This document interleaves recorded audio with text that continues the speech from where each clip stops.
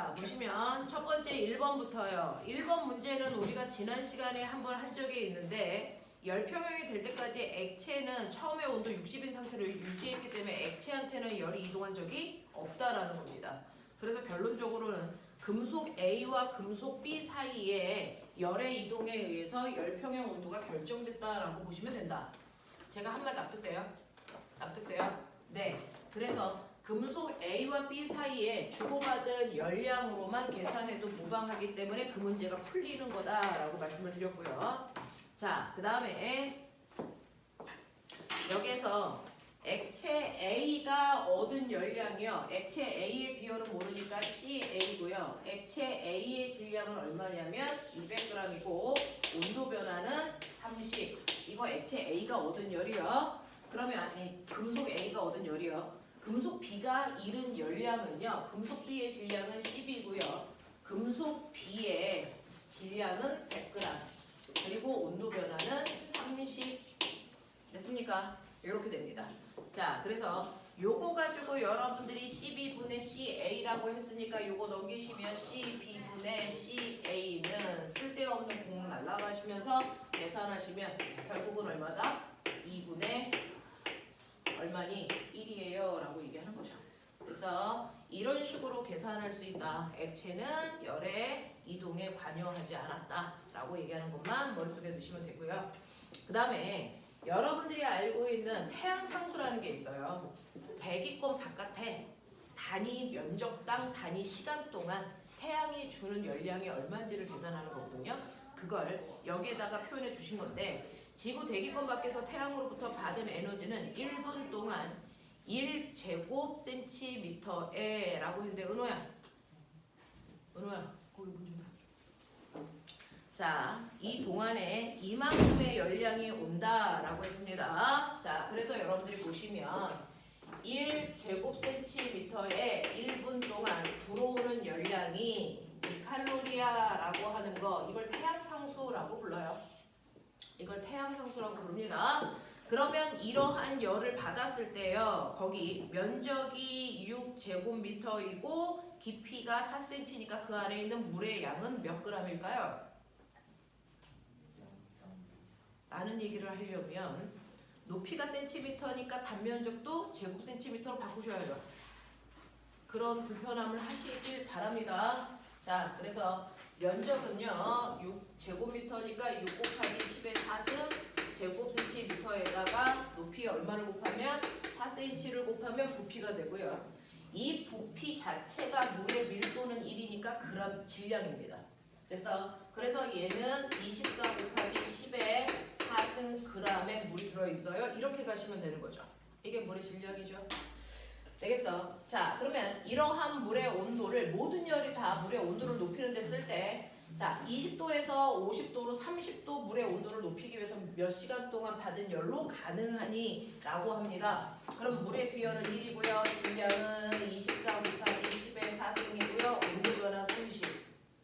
그래서 이거 하기 위해서 필요한 열량을 받아야 되는 거죠. 되겠습니까? 그러면 이 열량을 몇 시간 동안 받아야 되니? 라고 했으니까 2 곱하기 얼마? 얼마면 되겠습니까? 얼마면 되겠습니까?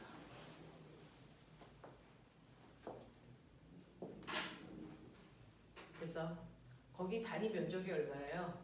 6제곱미터 안에 들어오는 거야. 6제곱미터는 몇 제곱센티미터를 했어? 6 곱하기 10의 4승 제곱센티미터 안에 몇 시간 동안 들어와야 돼? 몇 분 동안 들어와야 돼? 이 얘기잖아요. 됐어? 몇 분?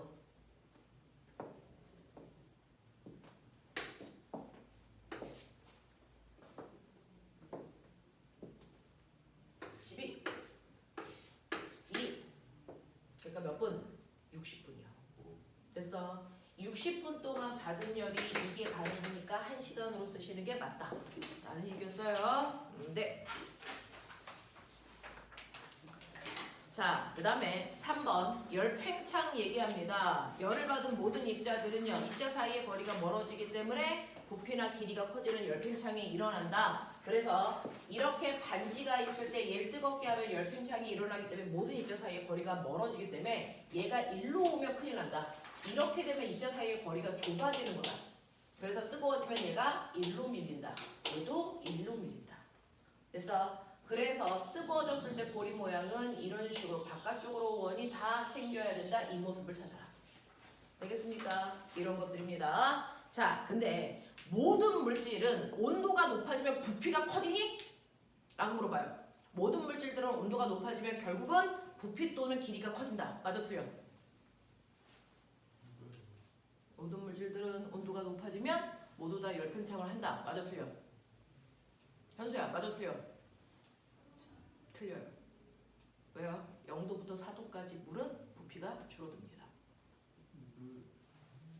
팽창하지 않아요? 자, 걔는요. 온도에 따라 입자 사이의 거리는 멀어집니다. 근데 입자 사이의 거리는 멀어지는데 그 순간에 열팽창에 의해서 입자 사이의 거리는 멀어지는데 수소결합이 끊어져서 부피가 줄어드는 부분도 있죠. 그래서 0도부터 4도까지는 열팽창에 의해서 늘어나는 것도 있고 수소결합이 끊어져서 줄어드는 것도 있는데 결과적으로 뭐가 더 크니? 줄어드는 게 더 커. 그래서 0도부터 4도까지는 물은 온도가 높아질수록 부피는 뭐하고 있다? 감소하고 있습니다. 그래서 결과적으로 0도부터 4도까지는 부피가 줄어드는 현상이 나타납니다. 알겠냐? 그래서 물의 온도요. 0도부터 4도까지는 물만 부피가 감소. 결과적으로. 그리고 4도부터 부피가 증가. 됐니? 이게 부피. 그러니까 밀도는 어떻게 돼? 거꾸로. 그래서 물은 몇 도일 때 밀도가 제일 커? 4도일 때 밀도가 제일 크게 나타나는 겁니다. 그래서 호숫가에서 물은 어디부터 온다? 표면부터 오는 이유가요. 4도의 물의 밀도가 0도부터 4도까지 중에 제일 무거우니까 4도 물 밑으로 가요. 그 다음에 3도예요. 그 다음 2도예요. 그 다음 1도예요. 위가 0도이기 때문에 호수의 표면이 오는 거죠. 안은 안 옵니다. 알겠어? 그래서 모든 물질은 온도가 높아질 때 부피가 팽창한다. 이 표현 틀려요. 알겠습니까? 모든 물질이라고 하시면 안 됩니다. 0도부터 4도까지의 물은 제외입니다. 알겠어? 이런 것들 기억하셔야 되는데 과학 문제 풀 때요. 모두라는 단어, 항상이라는 단어 나오면 일단 틀렸다라고 놓고 생각하시는 게 맞다. 그래서 과학은 절대적인 게 없습니다. 그래서 예외적인 부분이 존재하는지를 확인하셔야 된다. 알겠죠? 네, 이런 작업들을 하시는 게 맞고요. 거의 대부분은 예외적인 부분들을 포함하고 있을 때 오류인 답을 만들려고 저런 단어들을 넣습니다. 그죠? 저런 단어들 들어가면 의심해라 일단은. 자, 그 다음에 4번 가죠. 그림과 같이 크기가 같은 원형 도선하고 직선 도선 3개가 놓여 있습니다. 전류는 모두 다 똑같이 I만큼 흐르고 있고요. 전류 흐르는 방향 판단하시면 되겠습니다. 자, 중학교 2학년 때 중학교 2학년 때 전류가 흐르는 도선 주변에 자기장 생긴다는 거 여러분들 확인하고 계셔요. 자, 그랬을 때 여러분들이 보시면 가운데에서는 전류가 위쪽 방향으로 흐르기 때문에 얘 때문에 오른쪽은 들어가는 방향으로 자기장을 만들 겁니다. 왼쪽은 나오는 방향의 자기장이 만들어집니다. 됐어? 그리고 여기에 원형 도선이 이렇게 두 개가 들어가 있습니다. 그 중에서 첫 번째 왼쪽에 있는 원형 도선은 전류가 이렇게 I만큼 흐르죠. 그러면 그쪽으로 감으시면 이 원형 도선은 중심에 어떻게 됩니까? 들어가는 방향으로 자기장을 만들어요. 그 다음에 이 원형 도선도 이렇게 흐르기 때문에 얘 때문에 중심에 들어가는 방향이에요. 그러면 얘는 직선 도선이 만드는 것도 들어가는 방향, 원형 도선이 만드는 것도 들어가는 방향이니까 이 둘을 합한 만큼이 자기장이 돼요. 맞아. 거꾸로 여기는 원형 도선은 들어가는 방향이지만 직선 도선은 나오는 방향으로 만드니까 이 둘을 빼야 자기장의 세기가 중심에 만들어져요. 그럼 생각해 볼래요? 원형 도선이 만든 자기장의 세기가 클까요? 직선 도선이 만든 자기장이 클까요? 누가 더 크겠냐? 원형 도선이에요. 왜? 원형 도선은 자기장의 세기 R분의 KI, 직선 도선으로부터 중심까지의 거리도 원형 도선이 가깝지만 기억나요? 상수값이. 원형 도선의 상수값이 3배 정도 더 큽니다. 알겠어? 그래서 원형 도선의 기여도가 더 크기 때문에 얘 들어가는 방향으로 자기장이 만들어질 거고. 됐어? 자, 결과적으로 얘는 직선 도선과 원형 도선이 만든 자기장의 세기가 반대 방향이라 빼고요. 얘는 더할 거니까 이쪽의 자기장이 여기보다는 세게 생겨요. 알겠어? 이걸 숫자로 주지 않아도 여러분들이 생각할 힘은 가지고 계셔야 됩니다. 자, 그런 식의 의미로 답이 5번이라는 뜻입니다. 네. 자, 그 다음에 내가 이렇게 전류가 흐르는 직선 도선 두 개만으로도요. 자, A라는 직선 도선에서도 자기장을 만들 거고 B라는 직선 도선에서도 전류가 흐르면서 자기장을 만들 겁니다. 이렇게 전류가 흐르는 두 개의 도선만으로도요. 하나는 자석의 역할을 하고 하나는 전류가 흐르는 도선의 역할을 하기 때문에 뭘 만들 수 있다? 자기력을 만들 수 있다. 맞아? 자기력을 만들 수 있어요. 자, 근데 여기서 기억해 두셔야 되는 거 직선 도선 두 개에서 전류가 흐르는 방향이 같을 때는 무슨 방향으로 자기력이 만들어진다? 무슨 방향? 너네 이거 연속 3번 하고 있어요. 됐어? 이런 식으로 전류가 같은 방향으로 흐를 때는요. 반드시 두 도선은 당기는 인력 방향으로 자기력이 생깁니다. 됐어? 이 정도도 못 외울 거면 시험 보러 안 가시면 돼요. 자, 그럼 거기에 A, B, C, D 있는 거 보이세요? A, B, C, D요. 됐죠? A는 들어가는 방향, 저는 이렇게 그냥 쓸게요. B도 들어가는 방향이고요. C는 나오는 방향이고 D도 나오는 방향으로 전류가 흐르고 있고요. 이거 사이의 간격이 D, D, ED로 보자 이렇게 되어 있어요. 그랬을 때 주변에 전류가 흐르는 도선들이 있으니까 각각이 자기력을 만들어서 받을 거야. 그래서 그 중에서 B가 받는 자기력이 됐니? 얼마겠니? 라고 하면서 거기에 하나 기준 줬어. D만큼 떨어져 있는 두 도선 사이에 전류가 I가 흐르는 두 도선이 있을 때 그래서 이 도선이 받게 되는 각각의 자기력의 세기를 F라고 할 거야. 이렇게 얘기했어요. 맞아요. 네. 그러니 여기에서 얘를 다 라고 했을 때 둘이 같은 방향으로 전류가 흐른다고 치자. 그랬을 때 이 F라는 힘의 크기는 D분의 K 뭡니까? 자기력 구하는 거. 이건 자기장 구하는 거 말고 자기력 구하는 거. R분의 K I1, I2, L 기억나니? 이게 자기력 구하는 거잖아. 근데 얘네들은 전류의 세기가 똑같으니까 I 제곱 도소는 무한히 기니까 L 이거 무시. 됐어? 이 정도의 힘이 생겨. 이 정도의 힘이 생겨.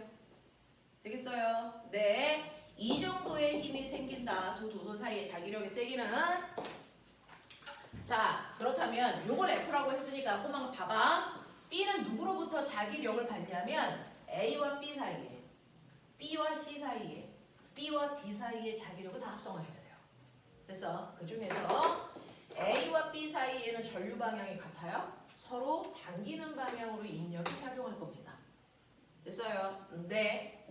B와 C 사이에는 전류 방향이 반대예요. 그러면 어느 방향으로 자기력이 생길까요? 청력. 그러니까 C가 B를 미는 이 방향으로 자기력을 만들어줘요. 맞아요? 네. B와 D 사이에도 전류가 흐르는 방향이 반대니까 둘이 청력 방향으로 자기력을 만드니까 이 방향으로 만듭니다.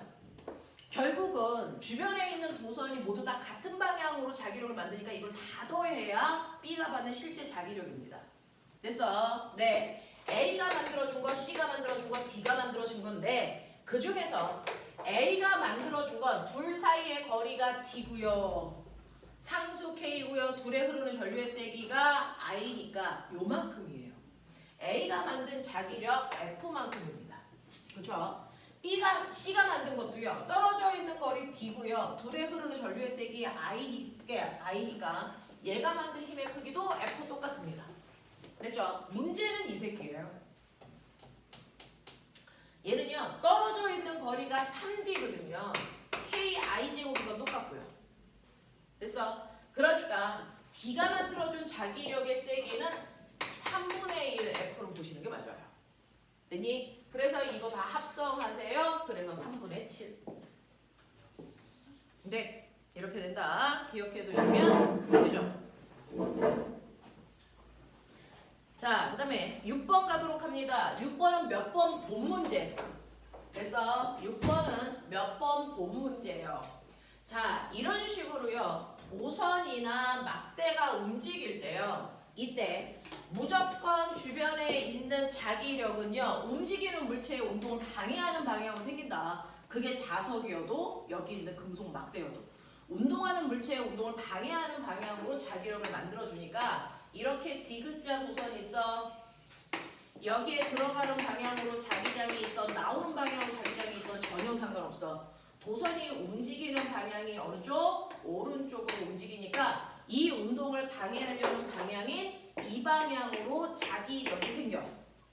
알겠어? 그래서 그 자기력과 같은 크기의 힘을 줘야만 등속도로 갈 수 있어. 뭐 그런 얘기 했어요. 됐죠? 그랬을 때 여기에서 여러분들 이 자기력이요. 이 거리가 L이라고 했고요. 여기 자기장의 셀이 B고요. 당기는 속도 V입니다. 이때 자기력이라고 하는 힘은 무조건 힘센 빌 아저씨로 구해야 되는데 문제는 얘를 잡아당길 때 생기는 전류의 세기가 얼마인지를 구해서 여기다 대입해야 되거든요. 됐어? 네. 그러면 이걸 잡아당길 때 자기장이 변하면 그것 때문에 유도전압 생겨. 그 유도전압을 저항으로 나눠야만 전류를 구할 수 있어서 이걸 여기다가 대입해서 구하는 거야. 이런 얘기 하는 거거든요. 근데 잡아당길 때 유도전압은 V는요. 마이너스 N에 T에 델타 BA로 구하는 건데 자, 이 자체가 한 번 감은 코일이기 때문에 N값은 1이다. 그래서 여러분들이 보시는 마이너스 N은 의미가 없고요. 시간에 따라 자기장은 변하지 않습니다. 자기장은 일정한데 면적이 변하는 거예요. 얘는. 됐죠? 그래서 자기장은 일정한데 시간에 따라 면적이 얼마나 바뀌냐면 T초 지나면 얘가 여기 와요. 그럼 면적은 요만큼 바뀌는 거죠. 요걸 여기다 대입하시면 되는데 면적 가로요. 그 시간 동안에 간 거리는 VT, 세로는 L. 됐습니까? 그래서 면적 변화량은 VTL로 보는 게 맞는데 여기서 이렇게 날아가니까 됐어? 생긴 전압을 브라보 콘 이렇게 외우라고 했어요. 그래서 전압은 브라보 콘으로 외우면 된다. 움직일 때. 그래서 이걸 저항으로 나누면 이 자체가 전류다. 맞죠? 그 전류를 이 항에다가 대입하는 거다 라는 얘기였어요. 그래서 여러분들이 보시는 것처럼 B에다가 전류에 R분의 B, L, V 그래서 거기다가 L 집어넣으면 되니까 이게 작용하는 힘이니까 얘는 R분의 B 제곱, L 제곱, V 값 맞추기 힘들어 라는 얘기를 했었거든요. 한 번쯤은 외워주실만 하죠. 되겠습니까? 이렇게 됩니다. 속력만 제곱이 아니고요.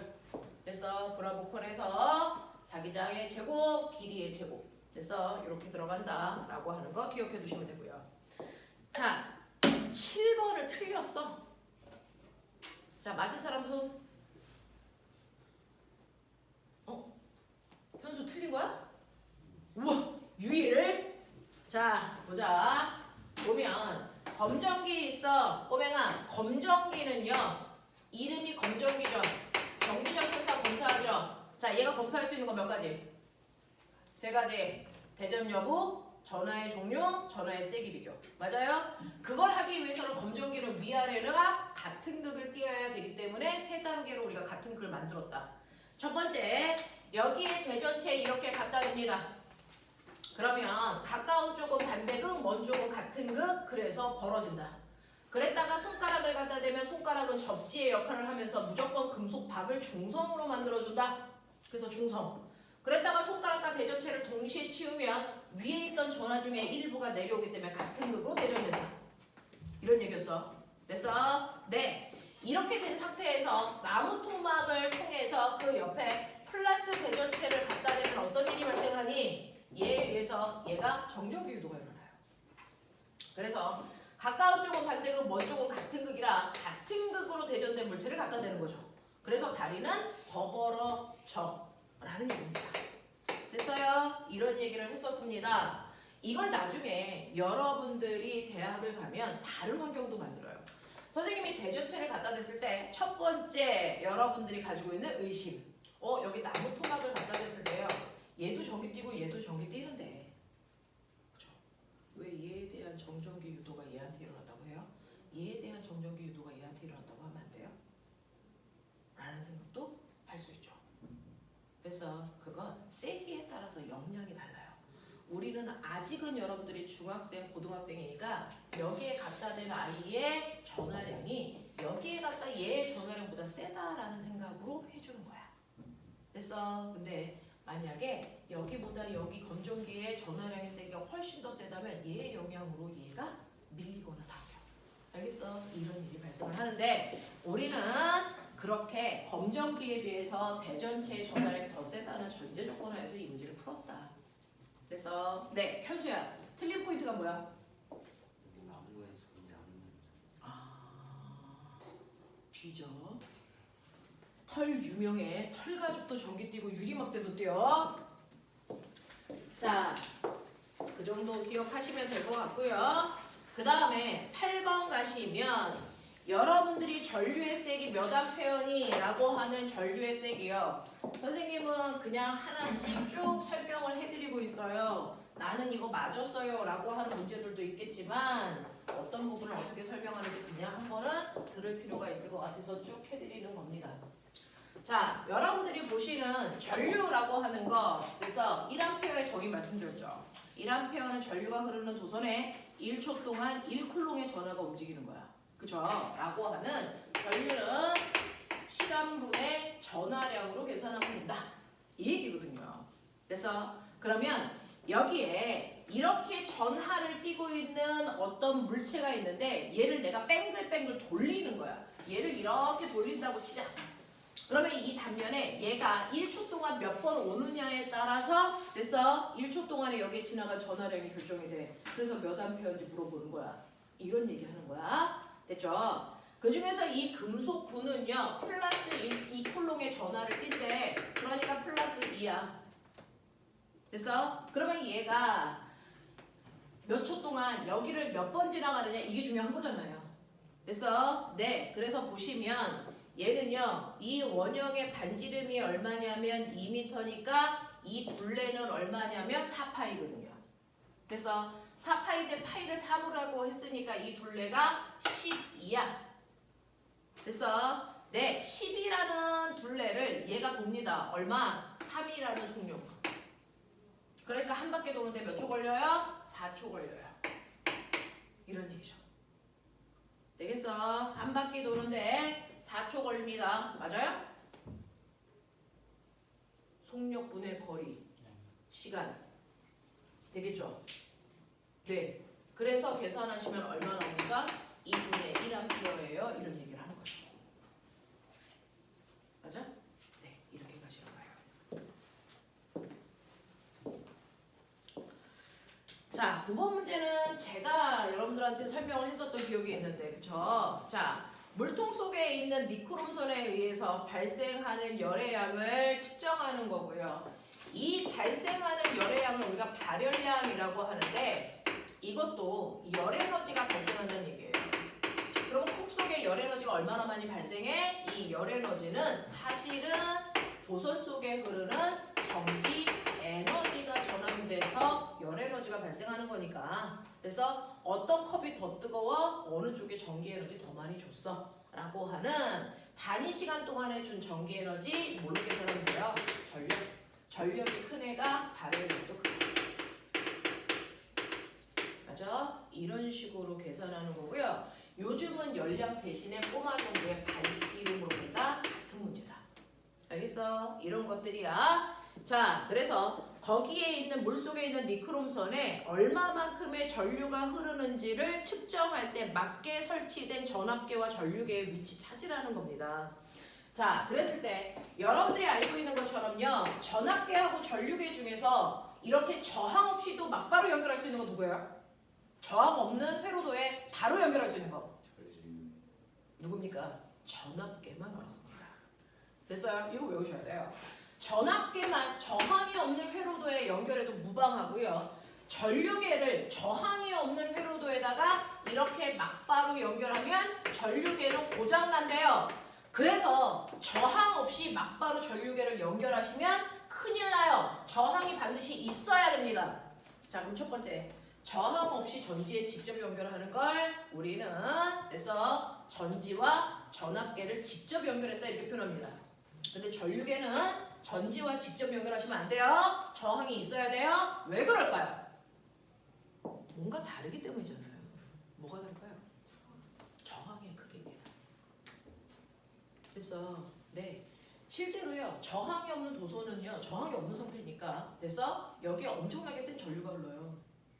그래서 엄청나게 센 전류가 흐르는데 그 엄청나게 센 과전류가 흘러도 괜찮은 이유는 얘는 자체적으로 저항이 되게 커. 그래서 전류의 세기를 줄여. 그래서 그러니까 과전류가 안 흘러. 근데 전류계는 저항이 거의 없어요. 얘는 저항이 되게 작습니다. 그러니까 과전류가 흘러. 그래서 고장나. 알겠어? 이 얘기예요. 그래서 전압계는 저항이 대단히 큰 됐어 물체로 만들어진 거고요. 얘는 저항이 대단히 작은 물체로 만들어져 있어. 그래서 직접 연결할 수 없어. 그러면 어떤 저항이 있다고 쳐. 그러면 이 둘을 동시에 연결하려면 회로도에 반드시 저항이 있어야 되고 이 저항에 흐르는 전압과 전류를 측정하려고 이제 연결을 하는 건데 이거 보면 이 저항에 흐르는 전류와 전압을 측정할 때요. 그죠? 얘에 흐르는 전압과 전류를 측정할 거기 때문에 여기다가 부가적으로 전류계와 전압계를 연결해도 얘한테 흐르는 전류의 세기와 전압의 세기가 변하면 되니 안 되니? 안 돼요. 되겠어? 그러면 꼬맹아 전류계는 저항이 엄청 작아요. 그러니까 얘는 저항과 직렬 연결에도 합성 저항의 영향을 거의 주지 않습니다. 그래서 네 그러라고 저항이 작은 물체로 만든 거고요. 얘한테 흐르는 전류를 정확하게 측정하려면 저항과 전류계가 무슨 연결되어야 되니? 직렬 연결해야지 같은 세기의 전류가 흐르겠죠. 만약에 전류계를 이렇게 병렬 연결하면 꼬맹아 봐라. 얘는 저항이 15ohm인데 얘는 저항이 그렇게 작아서 1A, 1ohm이야. 그럼 전류가 어떻게 되니? 전류가 어디로 흐르니? 저항이 작은 아래쪽으로 이렇게 흘러버리기 때문에 그래서 얘한테 흐르는 전류에 영향을 줄 수밖에 없어. 그래서 저항에 흐르는 전류를 정확하게 측정하려면 저항이 엄청 작은 회로도로 만든 전류계를 직렬 연결하셔야 저항에 걸리는 전류를 정확하게 측정할 수 있다. 그래서 전압계는요. 얘하고 같은 전압을 측정해야 되죠. 네, 병렬일 때는 전압이 같기 때문에 전압계를 병렬로 이렇게 연결하면 여기에 10V가 가면 여기도 10V가 가요.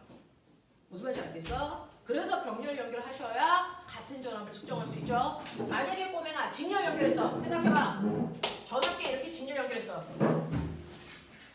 그러면 여기가 얘가 저항이 너무 커서요 100ohm이라고 치자. 근데 여기 220V가 흐르고 있었어. 그러면 얘가 혼자 있을 때는 220V 다 쓰죠. 근데 이렇게 직렬로 연결하면 전압을 어떻게 쓸 거야? 저항 비율로 나눠 쓰게 돼요. 그러니까 겨우 여기서는 20V, 여기서 얼마? 200V. 알겠어? 이렇게 쓰게 되는 거거든. 되겠죠? 그래서 전압계와 전류계를 설치하는 위치가 다른 이유는 저항에 흐르는 전류와 전압에 영향을 주지 않게 하기 위한 연결 방법을 선택한 거다. 알겠어? 이렇게 된다는 거 알죠? 그러면서 나 하나 물어봐요. 전압계와 전류계에 이렇게 화면판도 있고요. 밑에 코드를 꼽는 단자판도 있는데 그 중에서 가장 끝에 있는 아이만 색깔이 다르고 나머지는 같은 색깔이죠? 자, 얘만 무슨 급? 플러스 색이야. 그리고 앞에 숫자 써있는 게 무슨 급? 마이너스 급. 이 중에 선택사항이야. 됐어? 마이너스가 여러 개 있는데 5A로 되어 있는 걸 선택할 건지 50A로 되어 있는 걸 선택할 건지 네가 선택하시면 되는 거죠. 그럼 나 궁금한 게 있는데 이 플러스 단자는 건전지에 무슨 극에서 나온 거랑 연결해? 플러스에서 나온 거랑 연결해야죠. 같은 극끼리 연결한다 그랬어. 알겠어? 네. 너무나도 기초적인 거라 설명하는 그 자체도 너무 명분스러운데 혹시나 몰라서 이걸 틀리게 되면 더 황당하잖아요. 한 번은 해봤어요. 자, 그 다음 거요. 자, 그래서 여러분들이 보시면 여기에는 니크롬선이 있는 물만 있어야 되지 꼬마 전구와 또 다른 저항은 있으면 안 된다는 얘기고요. 전압계는 니크롬선과 병렬, 전류계는 직렬 연결되어 있는 회로도 찾으시면 돼서 4번이라고 말씀드립니다. 그 다음에 10번은 4번의 1주기 지났을 때 가장 유사하게 그려진 거 설명할 필요 없죠? 1번이라고요. 자, 그 다음에 11번을 모를 거라는 생각은 제가 해본 적이 없는데 이놈의 새끼들이 자, 선생님이 여기 이렇게 서 있으면요 지금 잘 생겼는지 모르는데 이 벽면에 선생님 그림자가 비치죠. 그 그림자를 표현한 거지. 여기가 까만색 종이가 아니야. 됐어? 그래서 이렇게 물체가 있고 빨간색 조명을 이렇게 비추면요. 물체에서 닿은 빛은 반사되기 때문에 여기 빨간 조명이 오지 않아서 여기만 상대적으로 어둡게 보이는 그림자가 생겨. 근데 여기에다가 내가 초록색 빛을 이렇게 비치면요. 그림자 부분은 초록색 빛만 가니까 초록색으로 보여요. 근데 그림자가 아닌 이 부분은 무슨 색으로 보일까요? 궁금해. 그림자가 아닌 이 부분은 무슨 색깔로 보이니? 여기에는 빨간 빛도 왔죠. 근데 초록빛도 쐈죠. 그럼 빛의 합성이 되겠죠. 무슨 색깔로 보일까요? 노란색으로 보입니다. 합성된 색깔 못 외우면 뒤진다 이 개놈의 새끼들아. 야, 너네 그 물을 본다는 건 너네만 시험을 보는 게 아니고 선생님들도 학원에서 평가를 받는 거예요. 아, 쟤네들이 놀고 먹는 거구나. 쟤네들이 잘 못 가르치는구나. 그래서 이런 평가를 받는 거죠. 선생님들은 그래서 해마다 시험을 보고 나면 결과치를 딱 그래서 학원에 보고를 하죠.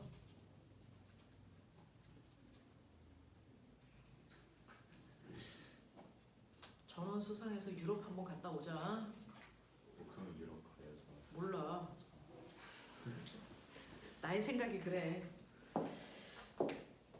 자, 그 다음에 두 번째요. 12번 좀 보세요. 자, 그 다음에 빛의 합성한 색깔은 좀 알아두시면 좋겠고 조명에 따라 어떻게 변하는지 색깔 연습도 좀 하십시오. 됐죠? 자, 12번이요. 선생님이요. 12번에서 이거 다른 거 다 필요 없고요. 보면은 빛을 모으는 성질을 가지고 있는 광학장치하고요. 빛을 퍼뜨리는 성질을 가지고 있는 광학장치는 좀 외우셨어야 돼요. 그쵸? 자, 그 중에서 빛을 모으는 광학장치에 뭐 있어요? 어머, 거울하고요. 뭐 있습니까? 물로 렌즈가 있죠. 근데 이제 상식적으로 여기에 광학장치가 있는데 빛이 가다가 이렇게만 다 오고 있어요. 그러면 이 새끼는 렌즈는 아니겠죠. 렌즈는 빛이 통과했을 거니까. 얘는 거울일 거예요. 됐죠? 자, 그러면서 이렇게 빛을 모으는 광학장치에는요. 그 광학장치로부터 떨어져 있는 거리에 따라 상해의 종류가 세 가지로 나타나. 그렇죠? 그 중에서 여기를 광축으로 했을 때 여기가 초점거리야. 초점거리의 2배야. 그거보다 멀어. 됐어? 그랬을 때 가장 멀리 있을 때 상해 종류, 가운데 있을 때 여기 상해 종류 기본적으로 좀 외우셨었는데 그렇다고 치고요. 자, 1번의 상 물론 그렇죠. 축소된 뭡니까? 도립. 도립. 실상. 내가 얘기했죠. 도립은 무조건 실상이라고.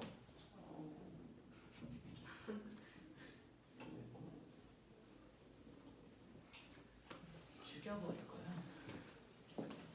두 번째 이게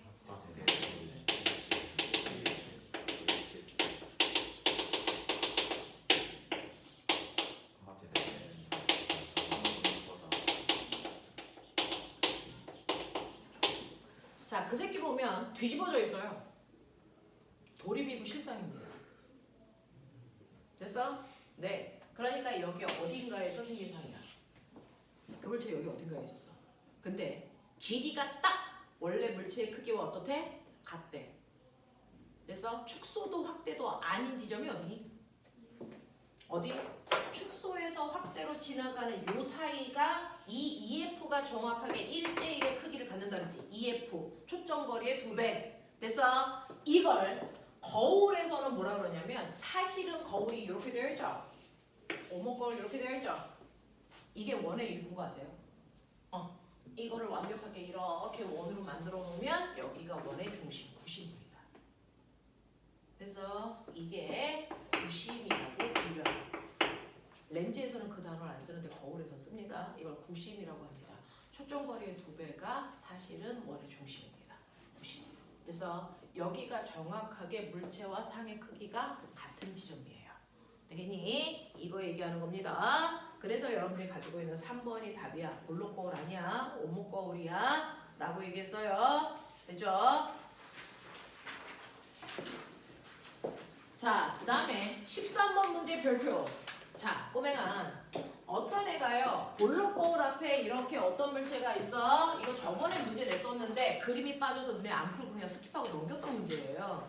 근데 괜찮은 문제라서 다시 그림 넣고 만들어 주신 겁니다. 자, 여기 물체가 이렇게 있어서 이 대가리에서 나간 빛이요. 광축과 나란하게 가는 아이도 있고 중심을 지나가는 빛도 있고 그 다음에 초점 지나서 광축과 나란하게 가는 빛도 있어서 꼬맹아 이 머리, 요 대가리에 대한 정보를 가지고 있는 빛들이요 수도 없이 많은 방향으로 간다고요. 근데 내가 여기를 이렇게 가린다고 해서 대가리가 안 맺혀? 맺혀. 됐어? 여기에 있는 이 빛들만 못 가는 거야. 얘네들만 이 빛만 못 가는 거야. 이건 못 가도 얘는 가잖아. 대가리는 생겨. 근데 빛이 세 가닥 갈 걸 한 가닥만 가니까 밝기는 뭐 하겠니? 어두워져. 밝기만 어두워지는 거지 상이 됐어? 여기 부분 안 생겼어. 이런 일 안 생겨. 상은 생겨. 근데 밝기가 흐려지는 것뿐이야. 됐어? 크기가 바뀌고 이런 짓 없어. 알겠어? 네. 가야 되는 여러 가닥의 빛 중에 일부가 못 가기 때문에 밝기만 어두워지는 거야. 다른 것들은 변화가 없어. 이런 생각이야. 되겠죠? 그래서 상의 크기 변화 없습니다. 단지 차이 나는 건 밝기다. 알겠습니까? 네. 이렇게 기억해 두시면 좋을 것 같습니다. 됐죠?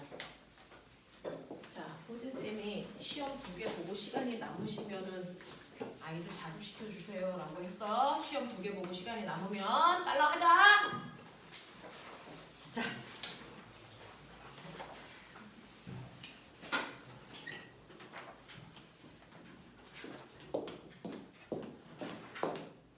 이거는 조금 있다가 하실 거고, 이거는 일요일날 무슨 교표고, 그 다음에 역학 드리도록 하겠습니다. 빨리 해야 됩니다. 요즘에 허니쌤이 날카로워서 저한테 막 화낼 수도 있습니다.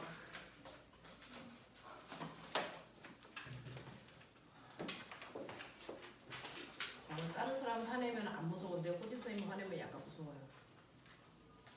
거칠어요. 어? 호지쌤은 선생님한테만 화내요. 호진쌤 화내면 올 수도 있어요. 자, 시작합니다. 시간은 20분 드릴 거고요. 최선을 좀 다해주시길 바라겠습니다.